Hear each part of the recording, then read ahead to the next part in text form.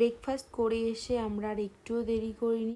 এখন টাইম হয়ে গেছে চেক আউটের, তো সোজা চলে গেলাম রিসেপশানে। সেখানে সুমন যেসব ফর্মালিটিস করার ছিল সেগুলো সব করে নিল। আর এবার সব কিছু ব্যাগ ট্যাগ তোলা হয়ে গেছে, গাড়িতে 2-1টা বাকি আছে, তো সেইগুলো তুলে নিয়ে আমরা হোটেল থেকে বেরিয়ে যাব। অল সেট, এবার আমরা বেরিয়ে পড়ছি চিরালা থেকে। পাক্কু চশমা দিয়ে দিল। পাক্কু চশমা দিয়ে দিল। আমার কিন্তু ভীষণ মন খারাপ। আর কবে আসবে বলো? আবার এই 4-5 মাস। 4-5 মাস না না, 1 বছরের মধ্যে আসলেই যথেষ্ট। রিসর্টটা যা ভালো লেগেছে না, জাস্ট চুমু রিসর্টটা। মানে এখানে বিচের ধারে তেমন কিছুই নেই, কিন্তু রিসর্টটা খুব সুন্দর। আমি গাড়িতে ওঠার আগেও 2-3টে রিলস করে নিলাম। সুমন তো করতে চাইছিলই না, জোর করে করে নিয়েছি। আমি বলছি লাস্ট বলে। ব্যাস আমরা পুরো সেট, এবার বেরোবো।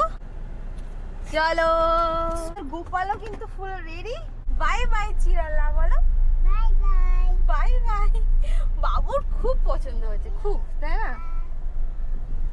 এইবার বাবু যে মজা করেছে, এতদিনে আমাদের পয়সা উসুল হয়েছে।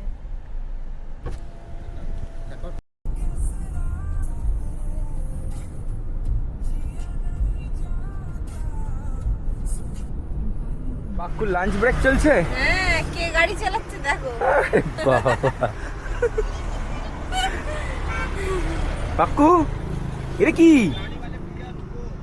একটা নতুন গাড়ি সুমন নিয়ে এসেছিল, ওটা ওর আগে কেনা ছিল, যে পরে দেবো বলে রেখে দিয়েছিলাম। নিয়ে এসেছিল যে এই ট্রিপে এসে যদি ঝামেলা করে তাহলে ওকে দেওয়া হবে।